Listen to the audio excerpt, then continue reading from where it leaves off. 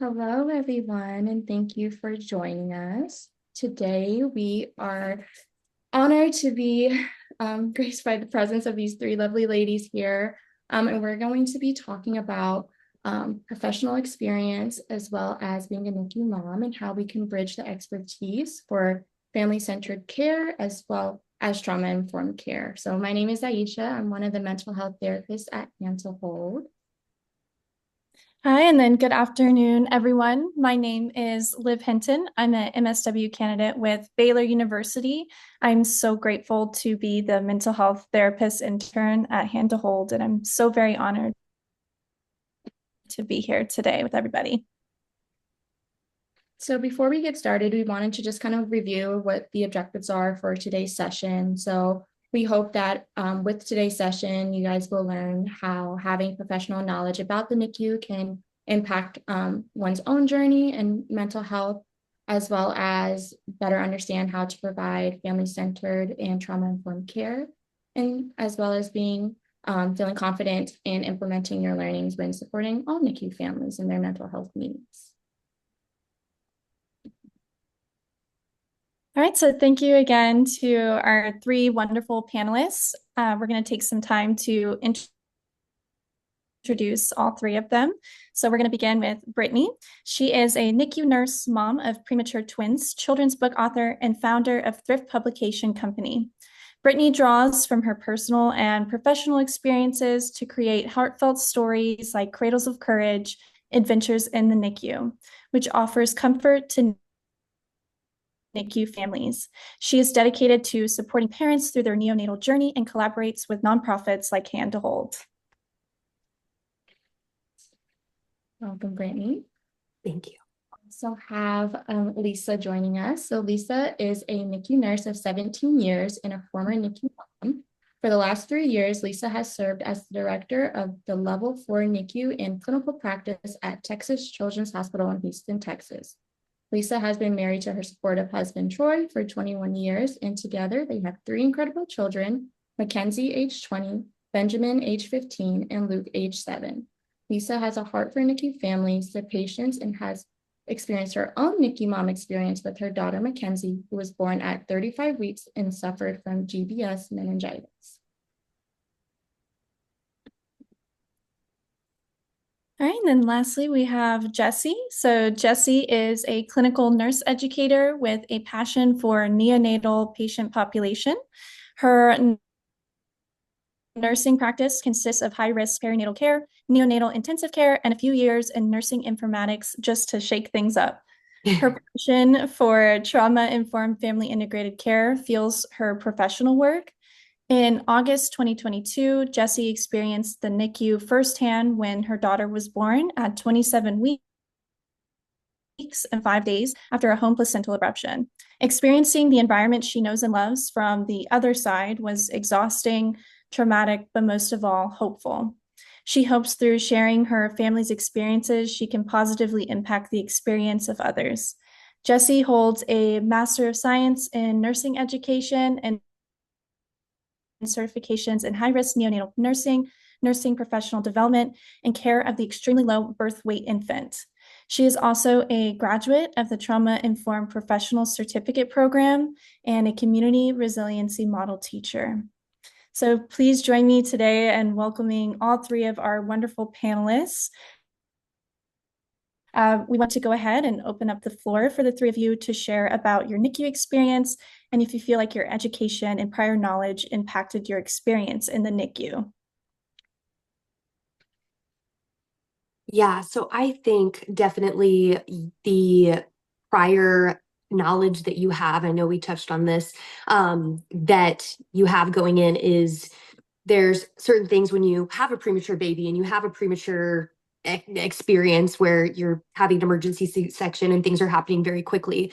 There's a lot of things as a NICU nurse that I didn't necessarily need explained to me because things were going quickly and I can look at things and know, okay, this is okay. We're on CPAP. We're not intubated. And you can kind of adjust the level of concern based on the acuity that you're seeing. So that was a significant help being a NICU nurse. However, it can also be the opposite as well. When you're seeing something and the acuity is high, that can also be just as anxiety filled and detrimental, knowing all of that information. So it can be good and bad for sure. Yeah, my experience was a little bit different. I had my NICU baby before I was actually a NICU nurse. So I was working in the medical field, and I had volunteered in the NICU all during high school and knew that that's where I would eventually end up. But I actually was not a NICU nurse yet. And so my experience as a NICU mom has therefore shaped me as a NICU nurse. And I think it's become foundational to who I am as a NICU nurse, really going through that journey and understanding what families go through, how scary it is. And I knew enough terminology to be dangerous at that time. And so I think that's something, and we have a lot of very well-educated families that may know some of that lingo that we speak, and we don't give them credit for really understanding more than we think they do. And so I think that always trying to explain things to families is something very fundamental, and family-centered care is 100% what I lay my foundation on as a NICU nurse, because I was in and my daughter's 20. So 20 years ago, family-centered care was not really a thing. And so we did not have family-centered care. And so it's something that I'm very passionate about because of that experience. Yeah, I mean, I had a really well into my career. I was a NICU nurse educator by that point. I remember telling people, including my therapist, which was a privilege I brought into this day, was already having an established relationship with a therapist. I remember telling her I am overqualified to be her mom. Like, I literally teach people how to do this job for a living. Yeah. And so one kind of big parts of my personal trauma around our NICU stay really hinged on the fact that they kept asking me to not be a nurse. It was all of this, just be her mom, just be her mom. And I was like, I can't just be her mom. I'm never just her mom. I'm always the nurse, whether I am at the grocery store or I'm out to eat or I'm in the hospital. I am always who I am. And that's true for so many of our families, like Lisa said. I remember just at the bedside hearing families and being like, what do you do for a living? Based on the questions. And they'd be like, oh, I'm an engineer. And I was like, okay, yes, I can see that, right? But it helped you partner with the family so much better to make sure you met their needs rather than just assuming they were needy or difficult or all those other terrible words that we use sometimes. So it definitely impacted the way that I managed this day, because in the beginning I was very like nice, right? And was like, oh, don't think bad about me. I'm going to be your easy patient. And then it just like hit a wall at a certain point. And I had her first bath taken for me. It was kind of like this hinge point. We had made this big plan. I was going to get up at 3 a.m. and I was going to be there. I got there like 10 minutes late, and all she said was, we said 3 o'clock, as she was shutting the door where the drawer where the bath basin went. And I just fell apart because I knew immediately that what had happened and that I was no longer her parent, despite them telling me to constantly say that. I was that, but I wasn't allowed to be that. And so then I was like, okay, well, then you're going to have to deal with professional Jessi, and you're going to get questions, and we're going to talk about vent settings, and we're going to talk about what is in her TPN, and we're going to go that way because you weren't partnering very well with mom Jessi. So it definitely impacted the way I managed it because I kind of had to, and I was grateful for the privilege to be able to. And it made me realize how much work that we have ahead of us to be able to give every family that opportunity. I think it's so important to meet families where they're at, especially if I know that they are healthcare. I'm not going to ask them to turn that part of them off because, like you said, you can't. You're assessing your own child 24/7. So you can speak to me like a professional, and I can still be mom. And those things, neither of those things should be taken from you because that's who you are. So to be the nurse parent and also be the parent, you can do both of those things simultaneously, and it's not one or the other. So I think that's such a shame to ask a mom to turn off her nurse brain, because that's really not a thing. That's not how that works. I wish I could sometimes. Oh, me too. Me too. Absolutely, for sure. And I think there's so much power in education. And like you said, Lisa, like we work with so many educated families, the amount of lawyers, engineers, all of these people that I have worked with, it's it takes nothing to explain these to them and then pick it up. Like I had one dad that was so intense on knowing the vent settings. And I was like, let's do it. Let's sit down. Let's do it. I will teach you like I'm precepting you. And it was what he needed at the time to feel comfortable and feel control of his baby's care. And that was amazing. And I established such a good rapport with them. And it was really fun. They were such a fun family to take care of. And I think there's so many things that are scary that to us, we're like, oh, it's just a, whatever, it's just CPAP. But to somebody else, that can look very scary. Like, is my kid going to make it to tomorrow? What does this mean? And so to take the time to sit down and educate on this is this, and this is the parameters for this. And we have this because of, ROP, and we're looking at oxygen here, just education. People get that we are not superior because we have this education, you know what I mean? And these people are still parents, and giving them that control and educating them, it has done wonders in my practice, allowing parents to have that comfort of, okay, I get it. And also that I can trust my nurse to ask questions, because she's not going to belittle me. She's not going to make me feel less than, and that I can ask her anything and she's going to be straight up, because that's what these people deserve. Right. Nobody wants that baby to go home intact and whole and to the best of their abilities than the family does. Absolutely. And so you can partner with them from the professional side. It just dramatically improves everyone's experience, including the healthcare workers, including ourselves. It makes our lives easier if we can partner with the family. To me, it sometimes drives me crazy to think, like, why are we still talking about why this is important? Like, it is just a fact that it is important. Absolutely. Absolutely.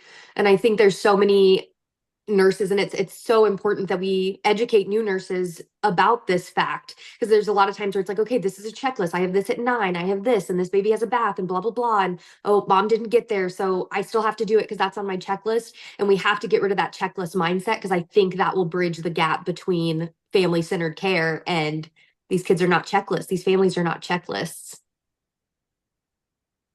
I think you guys bring up really good points, and I think it's important, like you guys all kind of mentioned, like you guys are parents as well, and all of these different kind of components make up your identity and who you are, and they all deserve to be taken into consideration. And then also just the impact that it has when we are providing care. But I did want to kind of ask as well, like, not only as far as like your knowledge, how it impacted you, but do you also feel like it impacted your partner's experience? So was there more or less expectation for them to maybe be educated, or for you to provide that education to them? Yeah, I definitely felt that. Some of my calmest moments where I could identify maybe primarily as a NICU mom was when someone would step in and hold that space for my husband.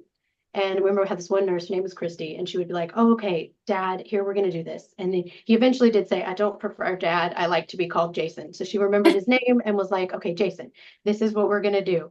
And so she was able to kind of hold space for his experience as a NICU parent. And I was able to then either check into the professional side that was giving me comfort at the time, or be able to have some peace. I didn't have to carry this for everybody all of the time.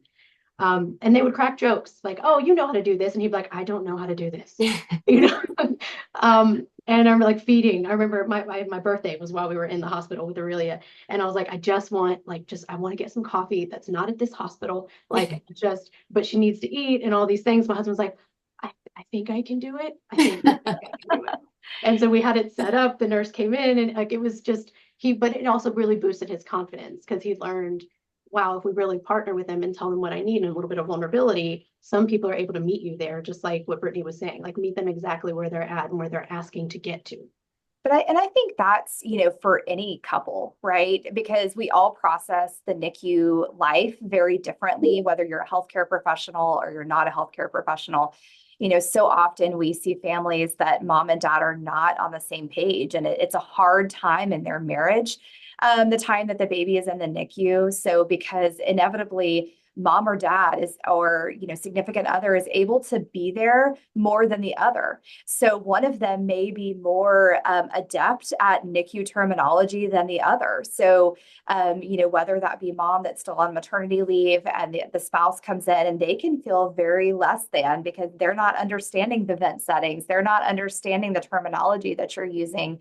And so I think that's really important as a NICU professional to be able to talk to these families, to meet them where they are with each visit, and to not just assume that whether somebody's a healthcare professional or an attorney or a professional baseball player, that they come with some subset of knowledge. And so with each visit, it's a unique experience. And, they may have had a stressful day. They may not remember what you told them last time, and that's okay, to be able to explain that over and over again. And so I think that's something that we all as healthcare professionals can do better at, is really having a unique approach to everybody that comes through our doors, with each baby and each experience. Absolutely. Because you're constantly educating, and it's so important to give confidence to these parents, because baby's also changing. So the second you feel like, oh, good, we've got this, we're set back, or it's NICU is always 5 steps forward, 8 steps forward, 5 steps back. It's not linear, to say the least, and so you're constantly adapting to babies' changes as well. But I think it's so important that parents have that confidence and have that. And like you said, Jessi, it was so important to me, especially postpartum. I had family that would come into the NICU, and they would hear a beep, and I wouldn't freak out, because the beeps like the back of your hand. I know which ones, if I get up out of my seat, it's an important beep.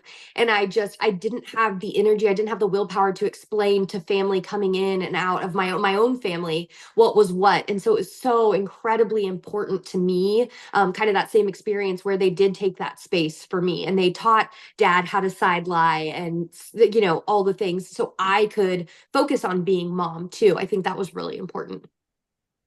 Absolutely. I see so much value in what you're saying, Brittney, not having that expectation of you, because you are a new mother, you are exhausted at that point.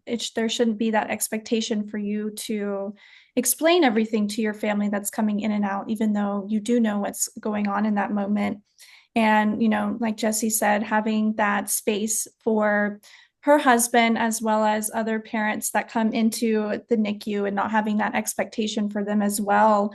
I also see just that connection to our first question, where everything ties back into our identities matter. We did want to ask you as well, during your NICU stay, did you experience perinatal mood and anxiety disorder? I personally didn't. But I will tell you, whether you experience it or not, it's still a roller coaster of emotions. Mm-hmm. And I think that that's really important. And it's very important as healthcare professionals to be able to key into where families are emotionally, to be able to key into some of the subtle signs that they may be experiencing, some mood disorders. I remember crying a whole lot, and just feeling very helpless. And, in hindsight, maybe I did have it, but I wasn't officially diagnosed. But in the moment of it, and we were young parents, and 20 years ago, there wasn't the focus on mental health the way that there is today. And I think that it's such a gift, that we do focus on that for our families today, that we equip them with the skills that they need, hopefully, that we are able to identify things, and get them plugged in quicker, because there were so many families that, just had to deal with it 20 years ago. And same thing for nursing staff too, right? Because I think 20 years ago, nursing staff didn't have the emotional support that they needed to be able to deal with situations, as well as we equip them now to be able to handle. Yeah, I did not have it either. And like I said, I did therapy sessions in the car, in the parking lot, while I was eating my turkey sandwich in between care times, right? And I was really grateful for my therapist. It's one of my favorite people in the whole entire world. She herself was a NICU parent in the same unit, so she really got it on a lot of different levels. And I kept asking her, like, Jenny, am I crazy? Like, do I have something wrong with me? And she was like, no, it's trauma. Like, and I knew this because I've been a trauma-informed professional for a while. I'm very into this whole neuroprotective, family-centered care. That's been my whole career. And a lot of the interactions that we see day to day, they get labeled as, even if it is anxiety, but sometimes we're so quick to dismiss it as anxiety. Oh, that's just baby blues, or oh, that's just postpartum. She just needs to get some meds or get some sleep and she'll be fine. I remember one of the times a neonatologist, who I love him dearly, but he was like, "Have you tried taking a nap?" And I was like, "Oh no, we don't say that to people." Like, but it's a lot of the interactions we see is really a trauma response, whether it's the fawn response, which we see disproportionately in this patient population, where everything is great. And, oh my gosh, you're my favorite nurse, and this is the best day ever, and I'm so great. And everybody loves those people, right? Because they're not difficult. Or you could go to the extremes of where there is a fight and there's maybe aggression. And now sometimes there is violence in the workplace and that needs to be addressed. I'm not trying to downplay that. But I think sometimes we meet fire with fire when we should meet fire with a blanket, right? And be able to kind of smother it out, and de-escalate some of these situations. So while obviously PMADs are a big deal, and I'm so glad, like Lisa said, that we're finally talking about them, because I think for so long birthing people have struggled and not had the support that they needed. But we also want to realize that everybody has a story that they bring into the NICU, whether it's their professional story or their personal story or trauma history, like all of that exists. And we're not privy to all those details. That is not something that comes on the admission checklist when you're in labor and delivery. So a lot of what we're seeing in our interactions really is a trauma response from ourselves and from the parents. And so if we can get a little emotional intelligence and kind of get a trauma informed, Yes. skills under our belt, we can neutralize a lot of those concerns, I think. Well, and I think too, Awesome. and this is what I often tell my newer nurses, no family plans on visiting us. Not one. There is nobody in the world that says, gosh, I hope I have a NICU baby one day. And so, taking that perspective with our families and recognizing that, we may be the best place in the whole world. You may be the best nurse in the whole world. That family would rather have their baby at home. And so really, like you said, meeting those families where they are, riding that roller coaster with them, and we do mean well when we ask them if they're going home to rest. But, I just remember going home to sleep was the hardest thing that I ever did, leaving my baby there when she was so incredibly sick. And they meant well by telling me to go home and sleep. But walking out of that hospital door without her with me was painful, and not knowing if she would ever come home with me. And it was my first child, and so I think putting that perspective for healthcare professionals is so very important. And that it's the loss of control that NICU families are feeling. We are taking all these things from them. And what control can we give back to them? What can we offer them to try to give them some sense of stability in this totally horrible experience that nobody wants to be in? So that's what I always try to practice with. I think a turkey sandwich in a car with therapy would have changed my experience completely. I'm so proud of you, Jessi, for having that pre-established. Thank you. I was a mess. I think that, I have depression, anxiety, all of that at baseline. It's genetic for me. It's all the things. I already have that under wraps. But I think you have to have a little bit of that to be a nurse anyway. A little bit of the OCD, a little bit of the, it makes us who we are. But I had always told my husband postpartum that, or, when we were pregnant, like, hey, I'm really nervous about postpartum. I'm really, we were always kind of educating ourselves and being kind of amped up to that and what that might look like for me, because that's something I already struggle with. And so when you throw the NICU experience in there, that was fun. Like, and I think anyone listening now that is a NICU parent that is listening in that room, whether they're in this room right now, that room gets smaller and smaller each day until you feel like you are suffocating. And it's so crazy to me because there was such an array of emotions, from having to drive somewhere every single day just to see my babies, and none of my clothes fit, and I was leaking like crazy, and everything was changing, and I was so overstimulated. And the best way I can describe it, and I would love to know what other moms think about this, but if you're at the beach and you're in a wet swimsuit and you're exhausted, you're tired, you've been in the sun all day, and you are ready to nap and watch your favorite movie, but you never get to nap and watch your favorite movie. You are stuck in that nasty covered sand swimsuit. And so for me, I was constantly uncomfortable. I constantly felt like I couldn't communicate my needs to my husband, going back to, partners and communicating. You're just in such a different world. I was like, am I in a simulation? I don't know how to express myself. I don't know how to, like, everything was changing. And so for me, that was very hard. And towards the end of it, I was done. I was like, get me out of here. I do this for a living. We went home. Dr. Groves, bless his heart. I love him to death. But I was like, get me out of here. I can do this at home. Like I'm already doing, I need to, like, it was almost like a manic, like I'm losing it. And my husband's like the chillest guy ever. And he was like, it's all right. Like and I was like, it is not all right. I'm like, we have to get out of here.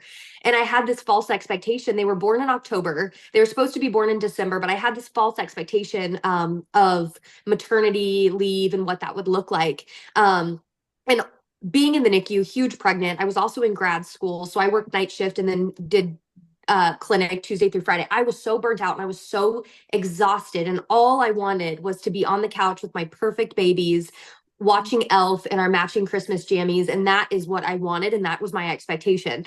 So when that didn't happen, and I basically went into labor on shift and went home, and just a little over a month in the NICU and missing these things and spending our first holidays or, Halloween and Thanksgiving and all of that in the NICU was frustrating. And it was just and you have to let go of that reality in a sense. And it's not fair that we have to do that, but there is something in the NICU where you are bitter about it. And that's okay to be bitter. I always tell my moms that it is okay because it feels like the NICU experience has taken X, Y, and Z from us. There's a lot of women that I've met that didn't get to have baby showers, didn't have all these maternity photos and all these beautiful cultural, like, I don't know, trendy things, I guess, that we miss out on. And it's okay to be bitter about that. And I just love instilling that in parents that it is okay to be ticked off at the NICU.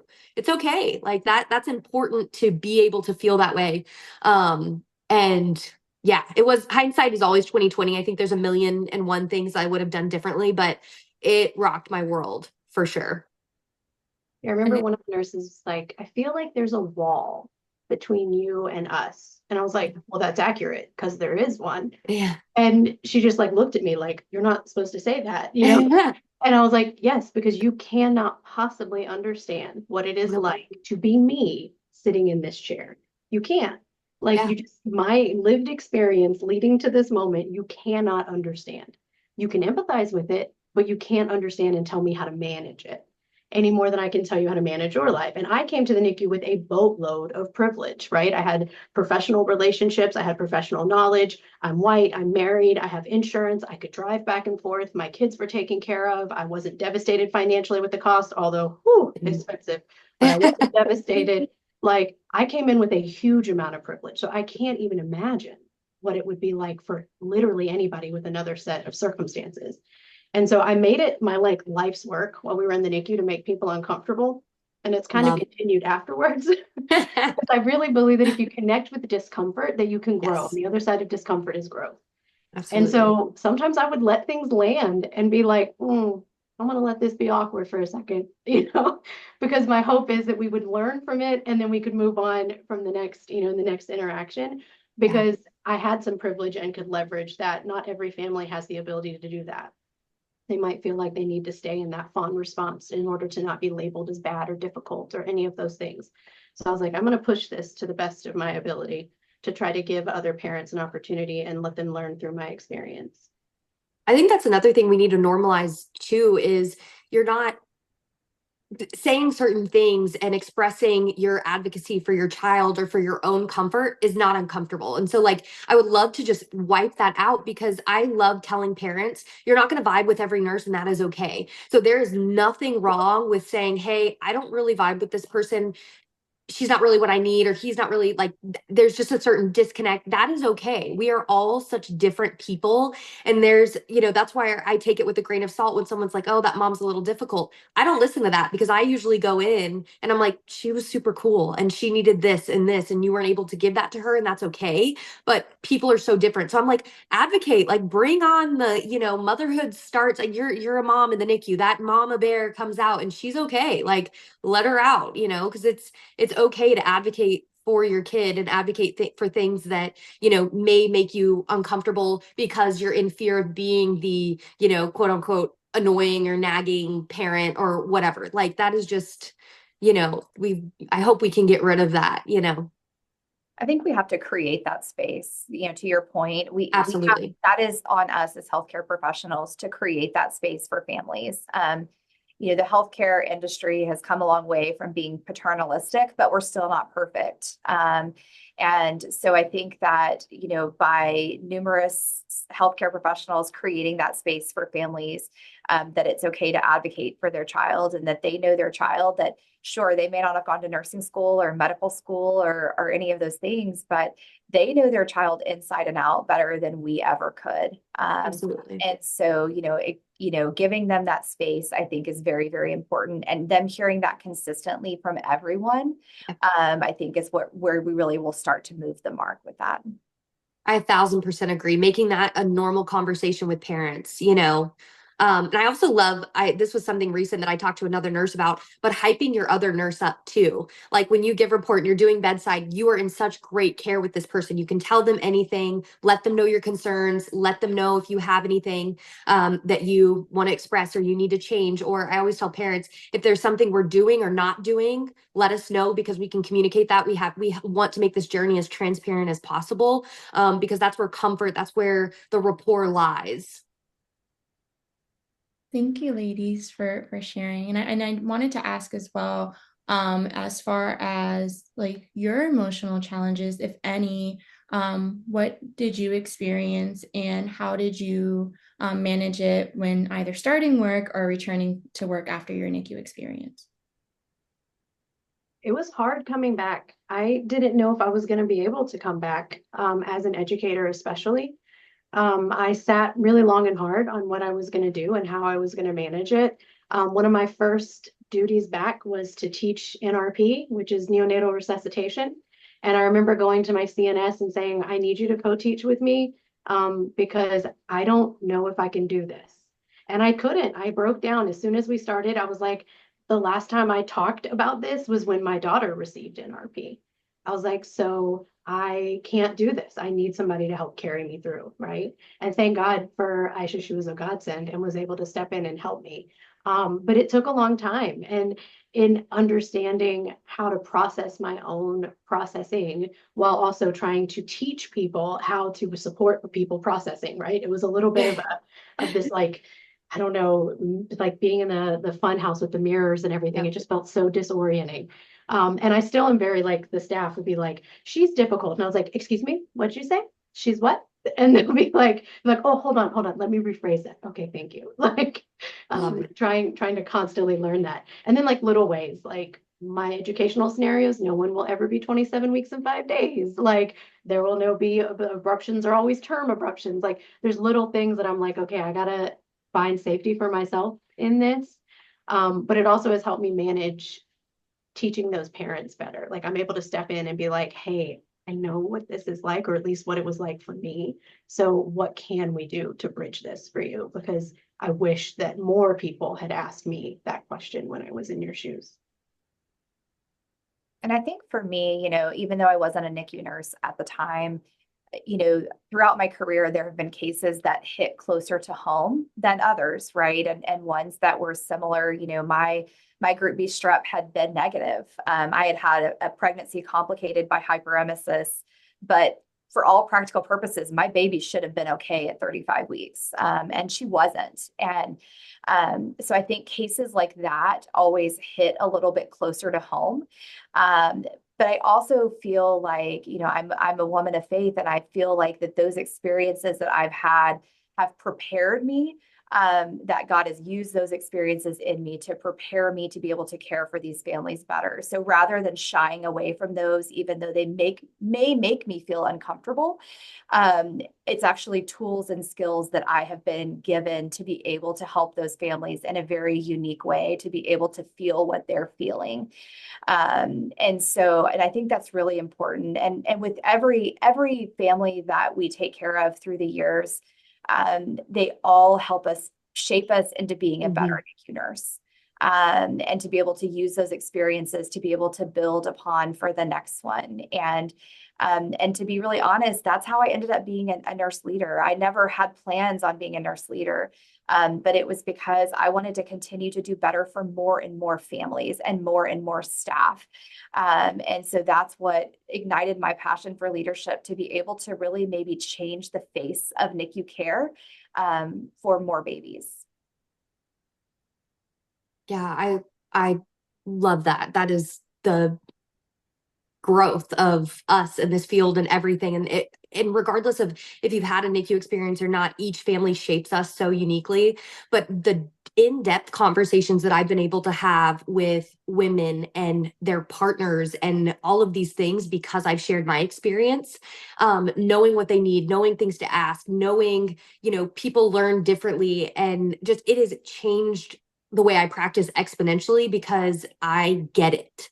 I absolutely get it. One of my favorite things to do to parents after I've kind of shared my story, and they're and I don't think it's unprofessional to share your story. I think there's such a comfort there of, okay, this person knows exactly what, there's parents after you share that with them that they're a little bit more unfiltered. It's less like, oh, I'm good. It's like they can lay it on you and you can carry all that, worry and anxiety and all of that for them. And I love to ask, what do you need from me? Because at the end of the day, this is your child and I'm the minion to this place and I'm here to do certain things. But at the end of the day, this is your child and you are the parent. You are the parent. You don't share custody with us. You know what I mean? I always used to joke because that's always how I felt in the NICU, but I refuse to allow parents to feel that way. And I want to educate them and empower them and let them do things and have that autonomy so they know, like, okay, I am mom. I am mom, and I think that's such an important thing. So there's so many things that I've spent more attention on or spent more time educating on or spent more time just to empower these families, because certain things were done for me that made me feel that way. And I think it's so important. But one of my favorite things is to put a sign. I tell parents all the time, I was like, I do not mind. I will put a sign on this door and I will determine if they are important enough to come into this room, because we will not make this a revolving door. You are okay to have a bad day. You are okay to sit here in your emotions, and you are okay to sit here as a family. This is your room, So bring the diffuser, bring the nursery decor. Let's make this as homey as possible. And we have to learn to respect your space, because not everybody is just, you know what I mean? The amount of people that have unswaddled my child or have taken them from mom to, you know what I mean? Like, we can decipher as, what can wait and what can, and that's what I love. And it empowers me as a nurse to step in and say, hey, can we do this at a different time? And allows me to advocate for what's important in that moment, because we are in these people's space. We are in their home and they are the parent, and we're just a minion to it. Yeah, I totally agree. We had one issue. I really had one big setback that was, in the grand scheme of things, not that much, but it was big for her. And we'd gone back on CPAP after being on a cannula. She was a little dramatic about weaning off support. And it was a really rough day. I'd been there for probably 23 hours at that point. And my husband finally got there after settling the kids at school. And I just kind of fell apart.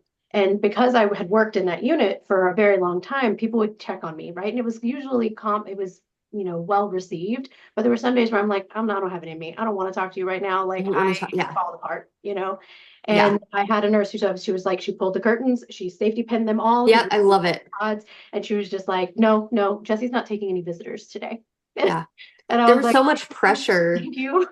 Yes, especially when your baby is at a place that you work at. That was my thing. I was working with my colleagues. I was working with my neonatologist, and I didn't want them to see me in a different light when I do go back to the floor. I wanted to keep that respect and keep that whatever. But there was days where I was like, I don't have it in me to talk to a nursing student. I don't have it in me, and that's okay. So we're not going to make this a revolving door, because sometimes you literally just don't have anything to give.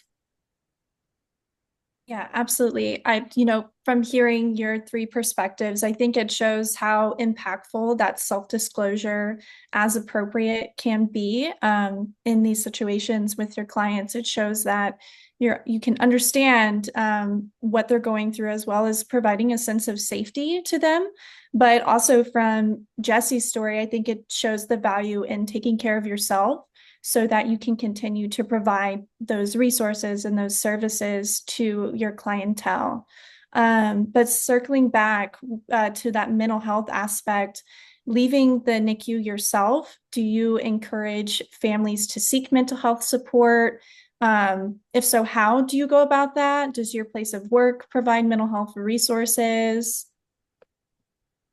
I'd say I absolutely would. Oh, sorry, Lisa, go ahead. no, it's fine. I mean, 1,000%. I think we can never have enough mental health resources for our families. And no matter how much we have, it will never be enough. And so all families, like I said, going back to what I said, nobody wants to be here.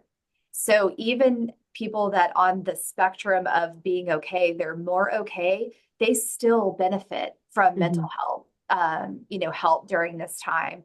Somebody to talk to, somebody to be able to just unload on, I think is so important. And that's why I love Hand to Hold. And I was the biggest champion of bringing Hand to Hold to our organization.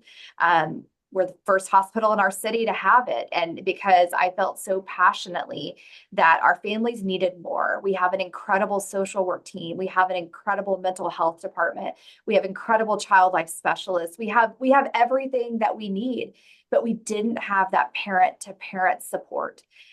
We had support groups, but it's different. Those people are still walking in that walk. They're still in that time.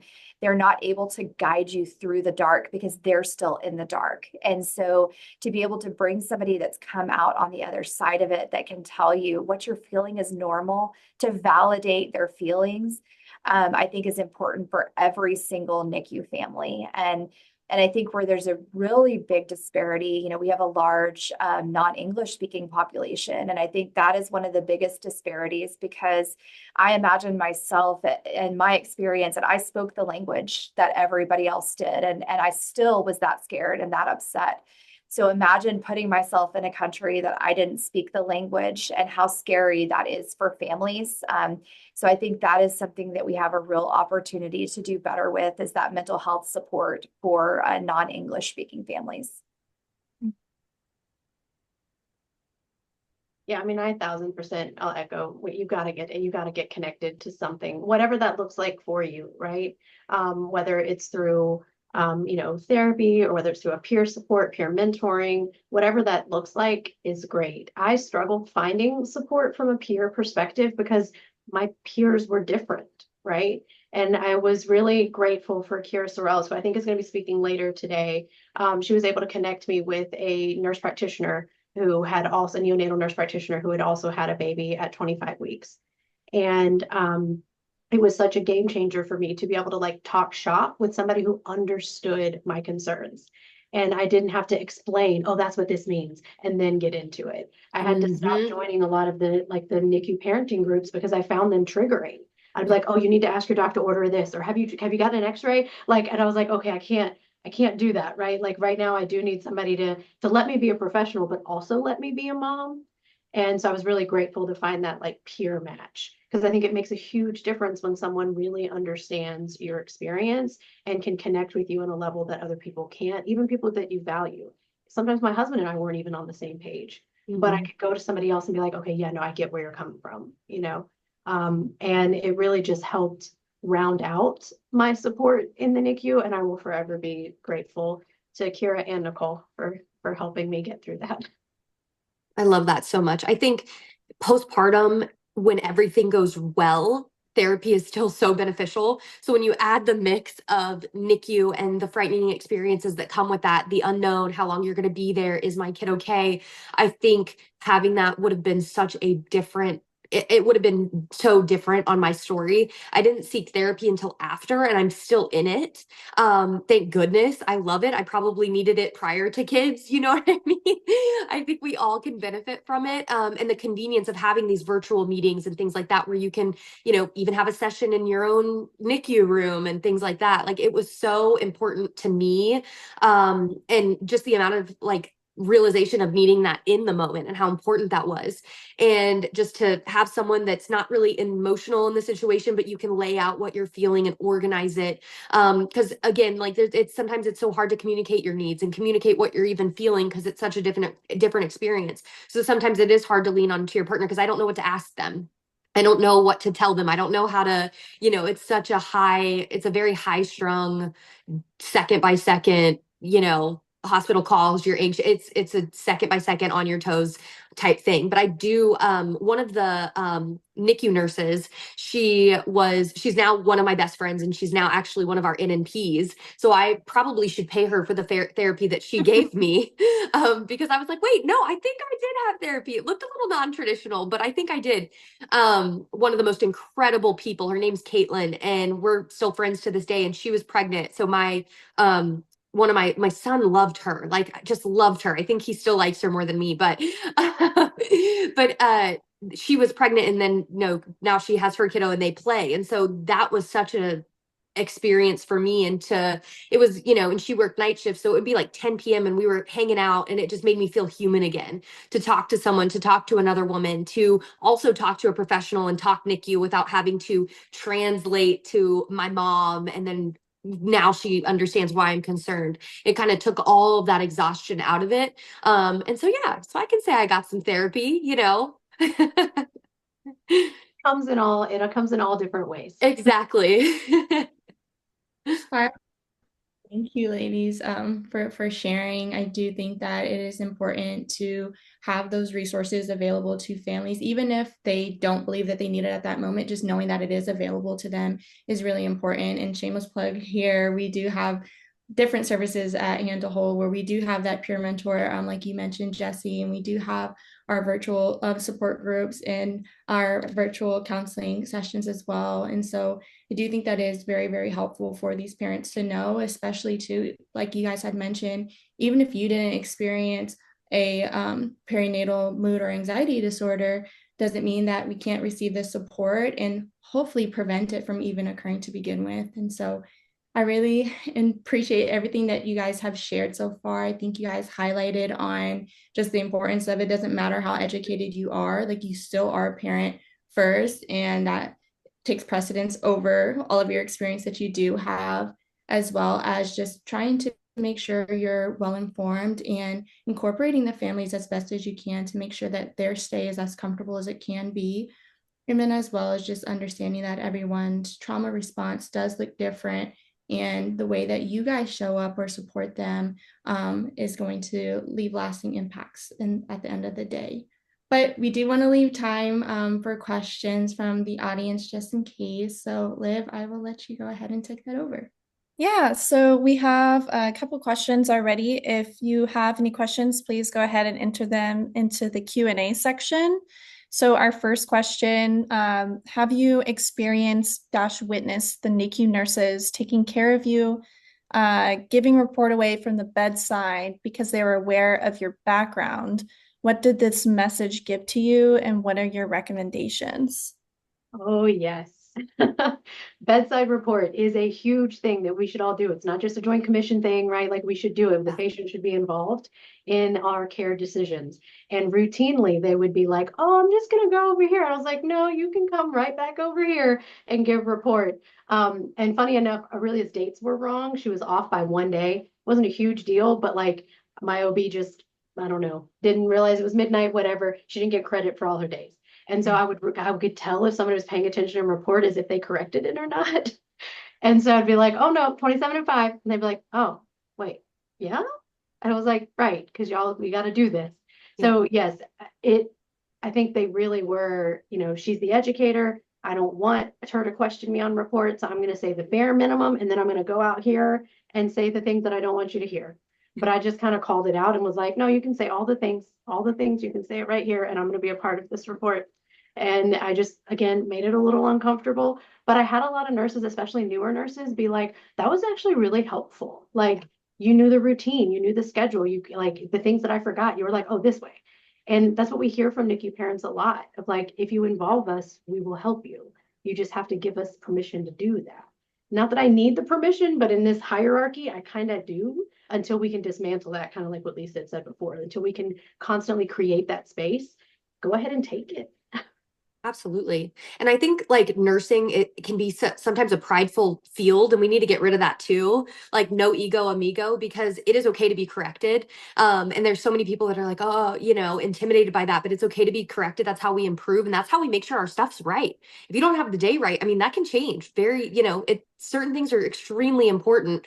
So teaching our nurses bedside isn't, report can be intimidating, especially when you're giving it to your educator or your anesthesiologist or someone where you were just like, oh my gosh, this person is a genius. I have to give report on their own kid in front of them. That is terrifying. And I've been in so many situations like that, and it's very scary. So empowering our nurses that are at bedside that this is so important, and it is teaching them how to respond to things like that, where it doesn't have to be uncomfortable. Just know that, okay, this was wrong. And thank you so much for allowing me to make sure that I have this correct so we can nip this in the bud. So next time we give report, this isn't done, and make sure we're not missing any other information. It's all safety stuff, and it has nothing to do with that personal nurse or anything like that. So I think we can all empower each other as nurses to empower themselves with bedside report and know that, thank you, that's a help, that's not a dig, that's not belittling, it's okay, and that person still trusts you. I think that's the thing too, is like, if a parent corrects you, you're like, oh my God, they're going to think I'm dumb and that I can't take care of their child, and then if I miss this, I'm going to miss something else. And I felt those feelings too, where so I think it's important that we teach everybody to receive that, and it is creating that family-centered care. It's not the wall between you and me. You know what I mean? So we did actually have somebody that asked for clarification on what it means to give report away from the bedside. I don't know if one of you wanted to provide an explanation. Like, I can take it if y'all don't, but it's basically, instead of sitting at the bedside with the patient or the family, if they're present, and give report, you go somewhere else. Like some units, I'm old enough, we used to actually call report and leave a voicemail, and then you would call and listen to it. So you couldn't even ask questions if you wanted to. Yep. But you could, or you would do it at the nurse's station and then just peek your head and be like, hey, this is who I am, but nothing was ever said. So it left out that opportunity for clarification, for them to say, no, my allergies are actually this, or, oh, his touch times are this, or whatever the situation might be. And so overall in healthcare, we're trying to continue this journey of being patient-centered, but in the NICU, of course, it's family-centered because the family is your patient. But sometimes inherently is intimidating, and people prefer to do it in like the dark, but we really shouldn't, and we shouldn't be intimidated by our families. And there's times where it can be, sorry, Brittney, some additional context to what even report means, because we may have some families that may not even know the term report. And so, giving report is what you do for the ongoing versus off-coming shifts. So as the nurses are at shift change, the information that's being exchanged between day shift and night shift and vice versa, that's what we call report. And so best practice is to give report there at the bedside with the family, so that the families can be a part of giving that information as well. And so I just wanted to add that additional asterisk, because some people may not even understand the term report. So I didn't want to take that for granted. Absolutely. Thank you for saying that. I was going to say that too. Like, hey, let's go back to the basics real quick. But I think another thing too, like Jessi was saying, is we have a ways to go. We've come a long way, but I think there's also certain things too where you'll give report at the bedside, and that family is within the report, they're understanding, everything's okay. And then you still give a mini report on the outside of the room saying, hey, mom has a history of bipolar disorder and all of these other things. So how do we bridge those things? Because those things are important to the care of the baby, certain things, you know what I mean? Or certain things of like, hey, mom does not prefer this. Please utilize this name or this, or, little things like that, so that's another thing too, is like, where do we go from here as far as like incorporating that sensitive information that might be about the parent or about the father, about the dad, what do we do there too? I think that's something that I've heard a lot of nurses struggle with, and I still struggle with myself, giving a report at bedside, because there is certain sensitive information that is imperative and pertinent to the care, but also sensitive, and you have to be able to, relay that information in a respectful way. Absolutely. So we do have another question. So looking back, was having the dual role of being a NICU professional and NICU mom at the same time more of an advantage or disadvantage to you? I think for me, it was definitely an advantage.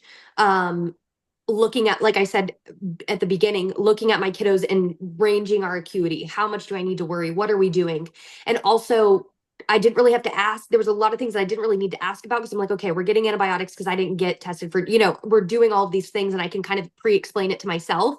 And the empowerment that felt for me, because I had my babies and I was doing their cares, I was doing their I was doing everything, like to a point where I probably could have clocked in. And so to do that and remembering how that made me feel, and allowing parents to feel that empowered, and knowing like, your kiddo has an NG tube, you can work it, you can check placement, we can do all of these things together to a point where you can do the care and really feel such a part of it. So I think that really helped put into perspective that all of that knowledge I had really benefited me, and how I can utilize that to parents that don't have a medical background, but to teach them we don't have to be intimidated. We can walk through it, and you are more than capable of doing this, to empower them as well, like they have that knowledge at baseline, if that makes sense. Mine was it was both really. Advantage from my clinical understanding of like what is best practice, how let me assess her, what am I concerned about?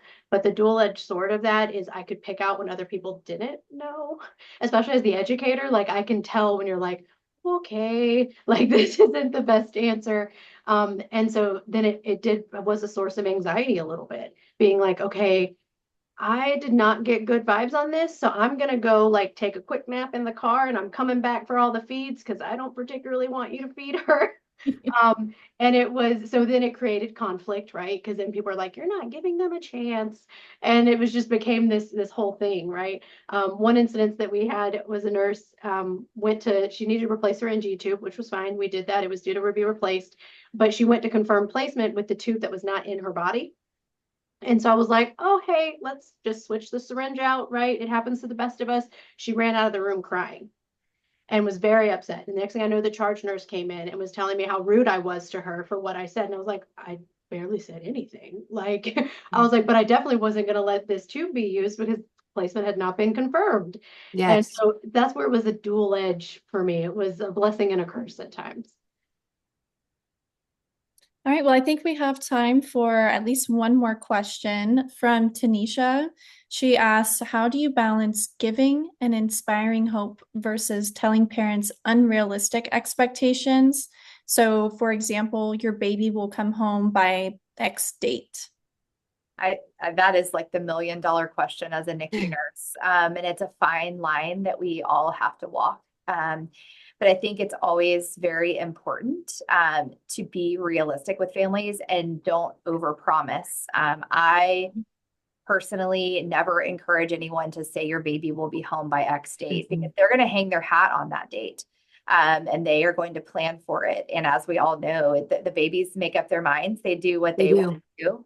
And so I think that it's very important. And, one thing that whenever I was bedside is just telling families, like, I'm here marching alongside you. And so Absolutely. rather than coming at them with absolutes, is that I'm here with you. I am here to help your baby. I am here, to be able to inspire you to keep going one day at a time and to be able to celebrate small wins. I think that that's really important. And then talking about the steps to eventually get home, but to be able to focus in on those small wins, even if it's on a shift or hour by hour basis, that gives families hope that is more reasonable within the time frame that is shorter versus giving those unrealistic long-term expectations. I love that, because the journey is long and the journey is unknown and it is extremely long. So setting short-term goals and setting that expectation for parents at admission that the NICU really is 8 steps forward, 5 steps back, 2 steps forward. It is a very weird dance. And so that is it's such a gray area. But letting these families know that they are not alone and that we are going to be there and we are going to wax and wean and to what their baby is telling us, because ultimately the baby makes the decisions and we just adjust our decisions and our settings and our plan of care based on them. So they decide when they go home. And I think it would be wrong to tell a family, like Lisa said, they hone in on that idea and you are just causing disappointment, which you might feel like you're benefiting them in the long run, but that's I couldn't imagine telling a family a date. You're just asking to disappoint them, which is unfair in the long run. Yeah, I always tried to validate. Like, I can't answer that. And I know that's a terrible answer and not what you want to hear. And it is okay to be mad at me at this whole situation. Like, it's okay to be mad at everybody about that because it's not fair. And I would just lean into that and give them permission to be disappointed that Christmas is here or Halloween is here or your mom's birthday or whatever it is, right? Because sometimes they really just need that nudge that it's okay to fall apart a little bit and be disappointed that this is your story, even though it is your story. And I'm going to try to make it the best version I can help you be. But in the end, it's okay to be upset about it.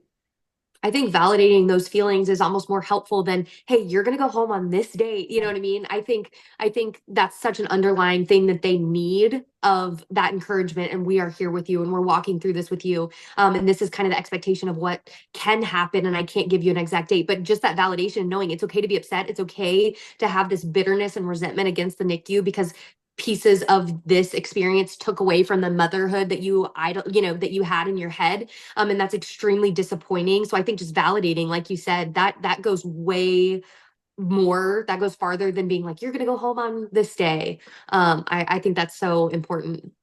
I'd like to thank you, ladies, for taking the time today and answering all the questions. We do have one more, but we'll try to get it answered in the chat.